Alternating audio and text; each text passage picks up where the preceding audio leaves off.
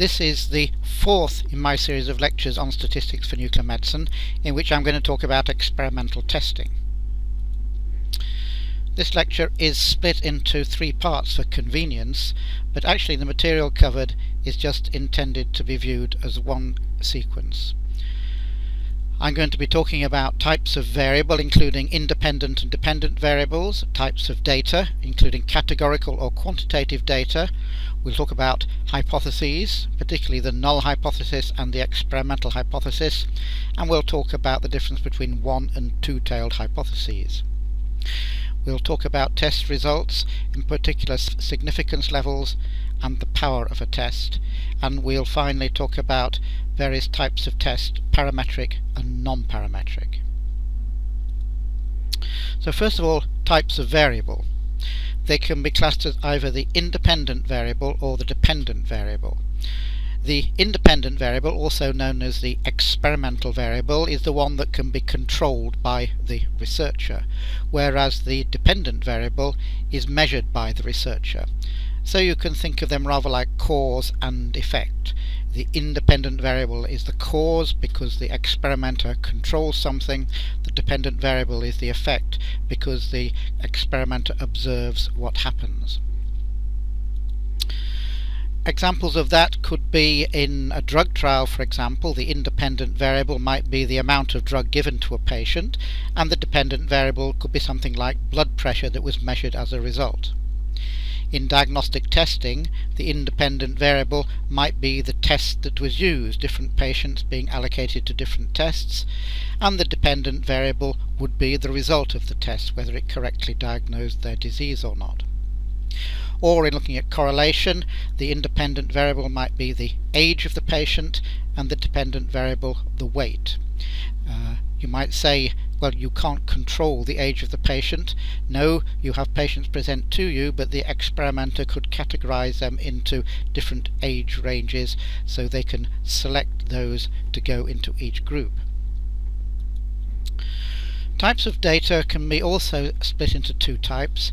Categorical, where we've got named categories but no particular quantitative value to them. For example, we could have patients split into groups just called A, B and C without any particular numerical values to those groups, just letters. Quantitative, where we have numerical values. We could measure something which could give a value like 65 or 59.4 or 127. Categorical data can be further split up into those measured on a nominal scale and those on an ordinal scale.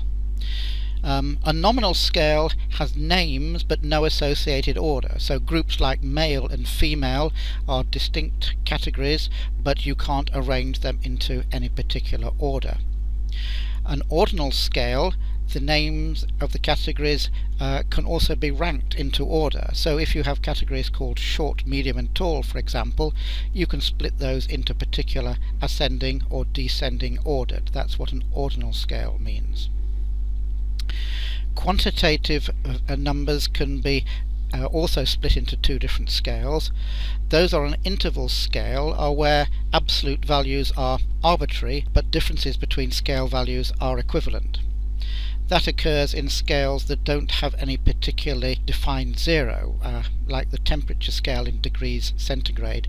0 degrees centigrade is quite arbitrary, so we can't say that 20 degrees is twice as hot as 10 degrees, for example, but we can say that the difference between 20 and 22 degrees is the same as the difference between 10 and 12 degrees. So differences or intervals are relevant.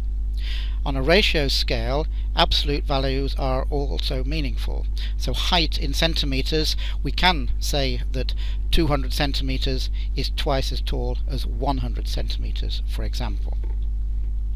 However, I wouldn't really worry about that too much because the distinction between interval and ratio scales is not usually important.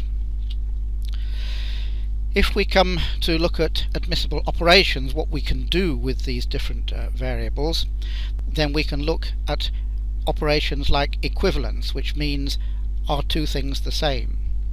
If we have a nominal scale where we've got categories like male and female, we can certainly say that two people are equivalent because they're both in the male category, or they're different because one's in the male and one's in the female category. That's still true if we have categories that can be ordered, and certainly when we've got quantitative values we can say what's equal and not equal. So the equivalence operation can be applied to all of those scales. However, if we need to rank things in increasing order, then if we just got named like male and female, we can't do that.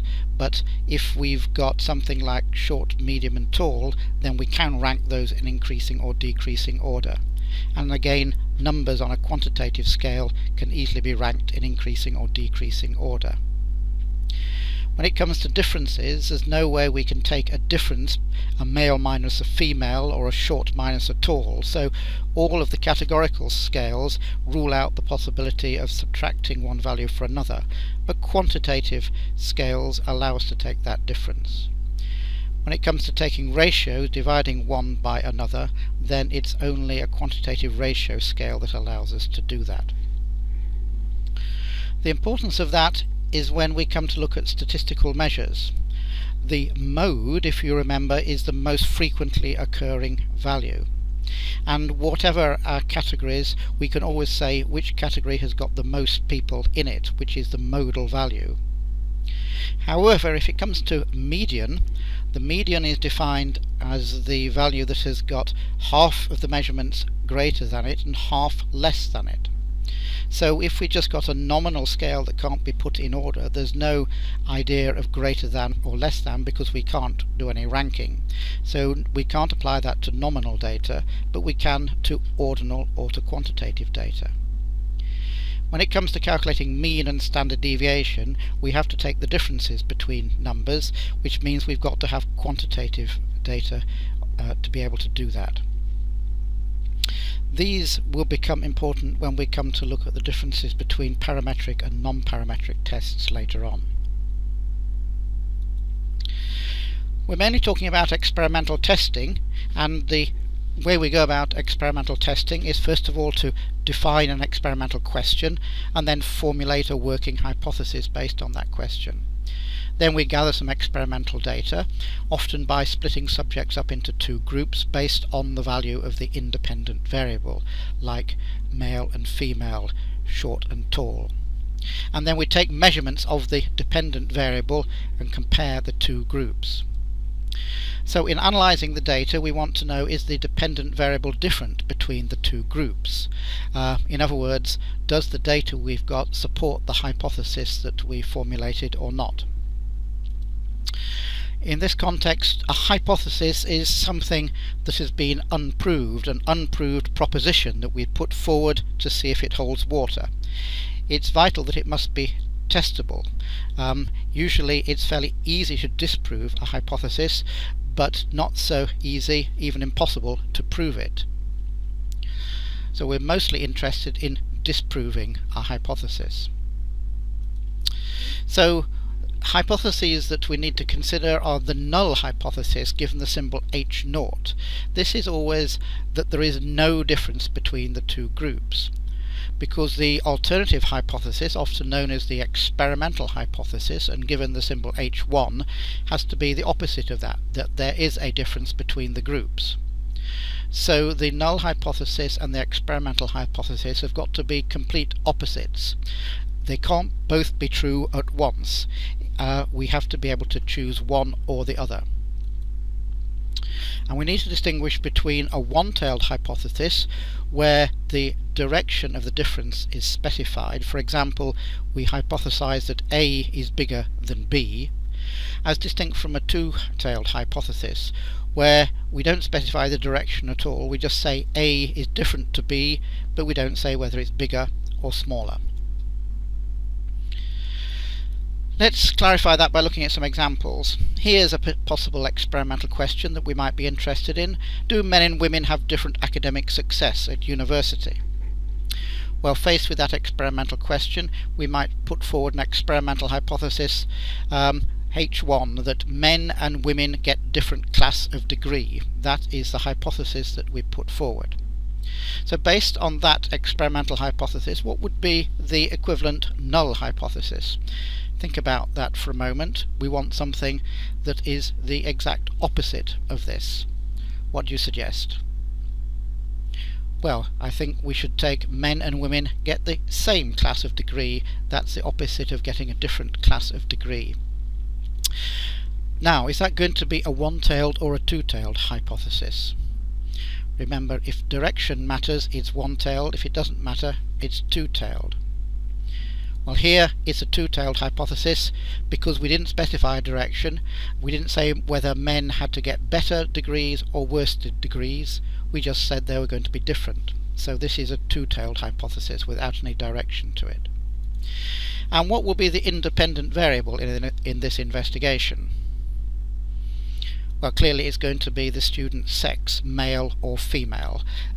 That's a nominal categorization, no order to it. And what about the dependent variable? What are we going to measure to see a difference between the groups? Well, it's going to be the class of degree, which could be maybe first, 2, 1, 2, 2, or third. Once again, that's categorical data because the numbers 1, 2, 1, 2, 2 aren't mathematical numbers that we can manipulate. They're just names for that class of degree. So they're just categories, but they are ordinal. They can be arranged into order because first is better than 2, 1 and 2, 1 is better than 2, 2, for example. So that's how we might formulate our hypothesis for this particular experimental question. Let's try another. Here our second example might be, does an apple a day really keep the doctor away? Well, if that's the question, we put forward an experimental hypothesis, H1, that eating apples reduces visits to the doctor. So, with that experimental hypothesis, what would the null hypothesis be? Yes, obviously eating apples does not reduce visits to the doctor. That's the opposite of that experimental hypothesis. So, is this one-tailed or two-tailed? Well, this is a one-tailed hypothesis because we only says eating apples reduces visits, not increases. So either no change or increasing is treated as the same as far as this hypothesis is concerned. We're only interested in something that reduces visits to the doctor. So what's the independent variable going to be? Well, here we want to look at whether or not people eat apples. So we might say either the number of apples eaten might be the independent variable, which would be a quantitative number, or we could categorize it into two groups, apple eaters or non-apple eaters, which would be a categorical class just based on names, but they can't be ordered. And the dependent variable, well, that would probably be how many visits to the doctor they make. That clearly is a quantitative variable. So that's another example of how we might use our hypotheses. Here's a third example. The experimental question might be, does living in the country increase your life expectancy? Well, the experimental hypothesis, H1, would be living in the country increases your life expectancy. So what would the null hypothesis be? Clearly it's living in the country does not increase your life expectancy. And how many tails is that? Yeah, that's a one-tailed hypothesis because we're only interested in an increase in life expectancy, not a reduction. And what's the independent variable? Well, it's going to be something relating to whereabouts you live, whether you live in the town or the country. That is clearly going to be categories, nominal categories that can't be put into any particular order. And the dependent variable, yeah, that's got to be life expectancy, a quantitative value that can be measured in years. So I hope you get the idea of how we can use these hypotheses to investigate experimental questions. That brings us to the end of the first part of this lecture on experimental testing. After a break, I hope that you'll continue with the second part.